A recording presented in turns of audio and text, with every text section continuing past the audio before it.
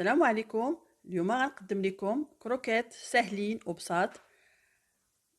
كنحتاجو في المكونات بصله مشلضه، 2 معالق كبار ديال الزبده، 3 المعالق كبار ديال الدقيق، نصف لتر حليب.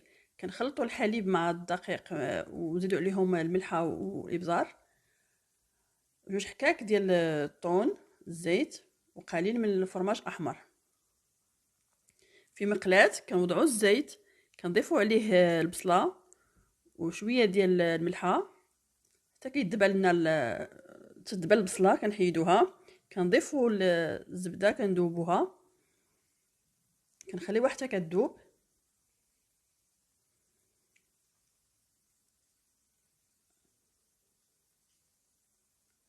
من بعد كناخدو اناء اخر، كنوضعو فيه الحليب والدقيق، تنحركوهم مزيان حتى كيصبح الخليط متجانس، ما فيهش حتى شي تكتلات. اولا صعب عليكم كتصفيوه، كنضيفوه على الزبده المذابه، كنبقاو نحركو الخليط.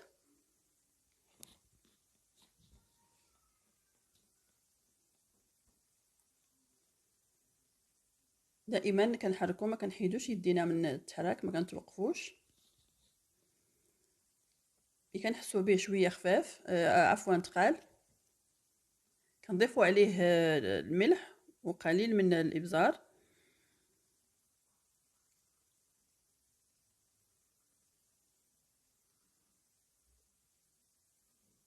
ها هو دابا كيتجمع لينا، يتعاقد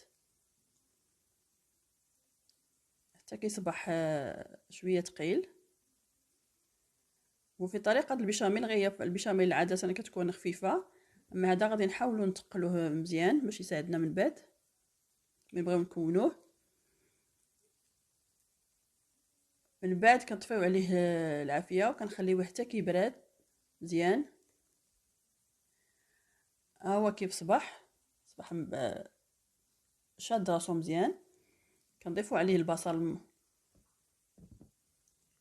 ومن بعد كنضيفو عليه 2 حكاك ديال الطون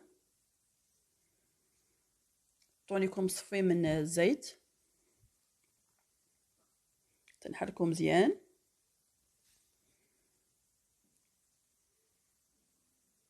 من بعد نضربو البيض،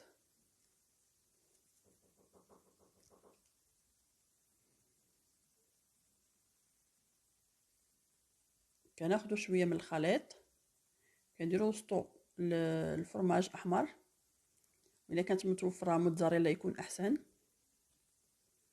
حيت هي في الاخر كتعطي واحد التعليكه زوينه. كنحطوه في الدقيق، ومن بعد كنديروا له البيض. اخر مرحله كنضيفوا لا شابلور.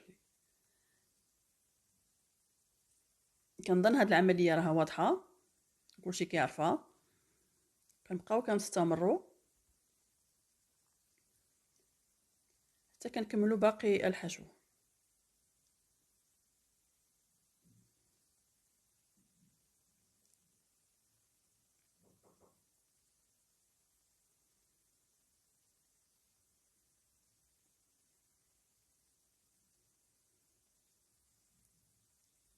هذيك اخر مرحله الواحد كيوجدها. هنا بعد ما وجدناهم كنوضعوهم في الثلاجه حتى كتبقى شي ربع ساعه على التقديم، عاد كنوضعوهم نديرهم يتقلاو.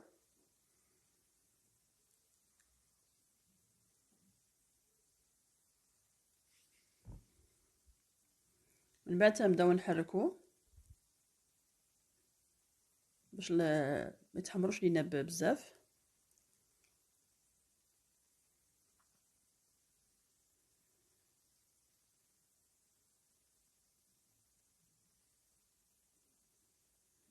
من بعد تنزهم وكنوضعوهم في ورق النشاف،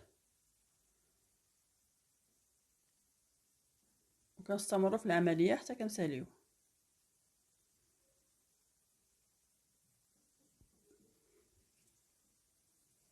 وهذا هو الطبق النهائي.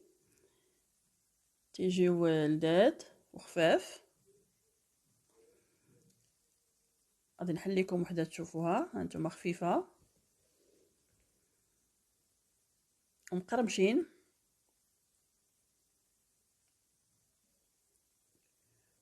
وشكرا لكم، وكنتمنى الوصفه تعجبكم وتنال الاعجاب ديالكم وتجربوها ان شاء الله. الى اللقاء.